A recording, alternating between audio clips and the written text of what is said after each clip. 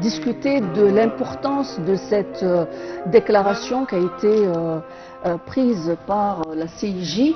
Nous avons le plaisir de recevoir son Excellence l'ambassadeur Medhat El-Melighi, ex-ministre adjoint du ministère des Affaires étrangères. Bonjour Monsieur l'ambassadeur. Monsieur l'ambassadeur Medhat El-Melighi, bonjour, êtes-vous en ligne? Apparemment, là, il y a un petit incident technique. Justement, Nawel, il s'agit de la Cour internationale de justice qui, quand même, est sortie de son silence, si on peut le dire, si on le traduit vraiment de l'arabe. La Cour internationale de justice a avancé une déclaration importante qui est consultative, mais qui a une valeur au niveau humanitaire et au niveau légal, de manière à inciter les différents États à entreprendre des démarches positives vis-à-vis du soutien qu'ils peuvent accorder à la Palestine. Monsieur l'ambassadeur Medhat El-Melighi, bonjour. Bonjour à vous, le son n'est pas tellement bien aujourd'hui. Oui, alors, Excellence, pour entrer dans le fort de la question, quel est l'impact juridique et donc après cette déclaration de la CIJ en ce qui concerne l'État palestinien? Mais il y a un écho insupportable, je ne peux pas vous entendre. Oui, donc on se doit de rectifier encore cet appel. Donc nous sommes devant une situation historique. Pour la première fois, il y a comment dirais-je, la Cour, une instance juridique, la première instance juridique internationale, donc statue sur l'illégalité des politiques israéliennes. Et c'est un coup dur qu'a assimilé l'Égypte, Israël. Et nous sommes en train d'essayer de restaurer la paix téléphonique avec son Excellence l'ambassadeur Medhat El-Melighi, qui va donc nous parler de l'importance justement de l'impact de cette résolution et aussi des effets juridiques et législatifs. Excellence, Monsieur l'ambassadeur, la décision ou la déclaration de la Cour internationale de justice est consultative, mais dans quelle mesure pouvons-nous profiter de cette déclaration? Alors, premièrement, il est très important de notifier que cela est seulement un avis consultatif selon la demande de l'Assemblée générale des Nations unies qui a demandé exactement la situation juridique en ce qui concerne l'occupation israélienne de l'État palestinien. Et que cet avis consultatif a été très clair en soulignant que c'est illégal et illicite. Alors, du coup, cela va peser sur la conscience de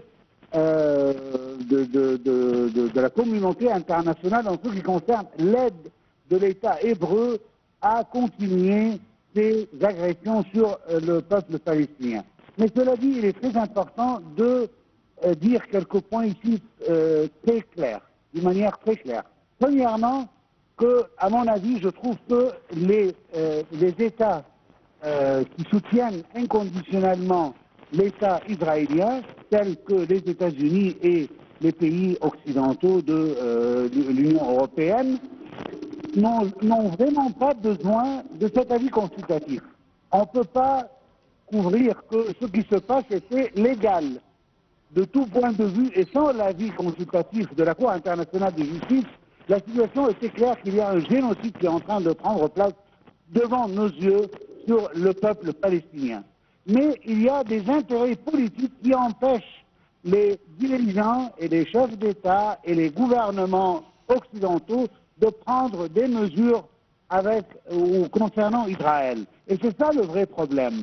Même avec la décision ou l'avis consultatif de la Cour internationale de justice, je ne crois pas qu'on va voir un changement de position. On vient juste de voir, par exemple, le nouveau Premier ministre de l'Angleterre, du Royaume-Uni, qui a parlé que, pour le moment, il ne va pas reconnaître l'État palestinien que lui, il avait déjà, par exemple, pendant sa campagne électorale, il parlait de la reconnaissance de l'État palestinien. et puis une fois au pouvoir, il a oublié tout cela. Alors ça c'est un exemple parce qu'il y a des intérêts communs avec les communautés juives dans leur société de ne pas reconnaître l'État palestinien et de continuer inconditionnellement à aider l'État hébreu.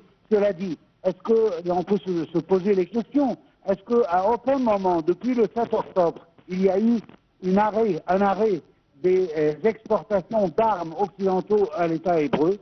Est-ce qu'il y a eu, que ce soit des États-Unis, de la part des États-Unis, ou que ce soit de la part des pays occidentaux? Non, on n'a pas vu cela. Est-ce que les pays occidentaux ne savent pas, parmi leur propre peuple, qu'il y a un génocide qui est en train de prendre place? Non, cela est là. Alors je trouve que même avec une résolution pareille, à en courte durée, on ne va pas voir un vrai changement dans les politiques extérieures européennes ou américaines vers l'État israélien. Mais sur la longue durée, je trouve que la pression interne qui parvient des peuples européens, américains, cela va changer un peu la situation des dirigeants.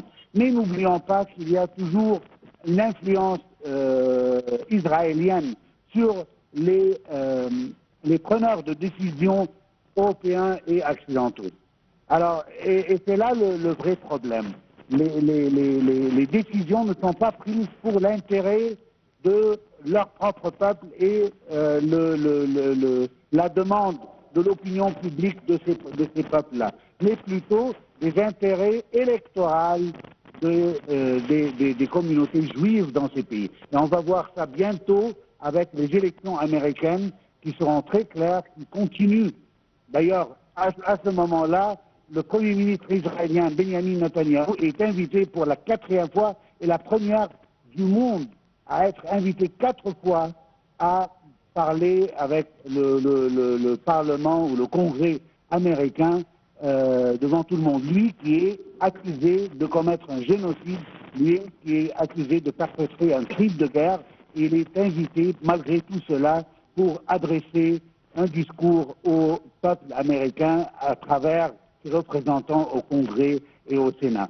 Alors, je trouve que là, cela est une évidence claire qu'il n'y a aucun changement malgré la Cour internationale de justice, malgré la Cour pénale internationale et sa demande à M. Netanyahou d'être présent devant elle. Tout cela montre qu'il y a un support inconditionnel à cause des élections américaines qui se posent. Les élections ne sont pas seulement des élections présidentielles, mais aussi au niveau du Sénat et au niveau du Congrès. Les deux sont en train, je parle des représentants du peuple américain, ils reçoivent d'une manière directe et d'une manière légale aide des communautés juives comme EPAC et autres pour soutenir leur candidature pour être membre au Congrès. Et c'est là l'intérêt politique dont je parlais au début. Voilà, donc, merci pour votre intervention, Monsieur l'ambassadeur. Et nous sommes dans une situation qui va être, cette situation va être un peu, qui va peut-être avoir plus de clarification après les élections américaines. Merci à vous, Votre Excellence, Monsieur Medhat El-Meleghi, ex-ministre adjoint du ministère des Affaires étrangères.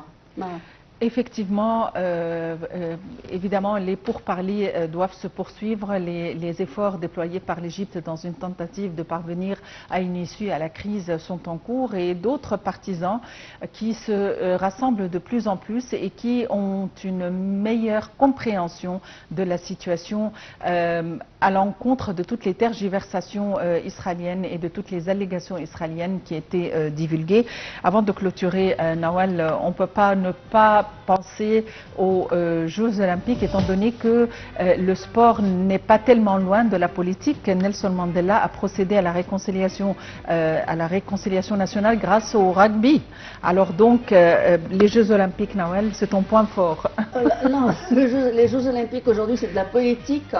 Et je veux dire, le sport, c'est de la politique.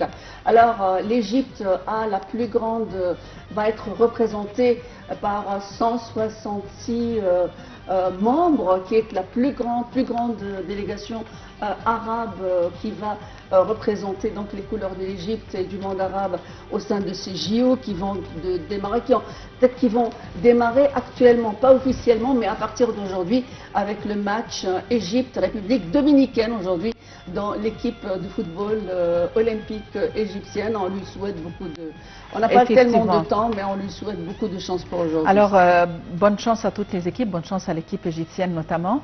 Merci de nous avoir suivis. Très bonne journée à tous et à la prochaine.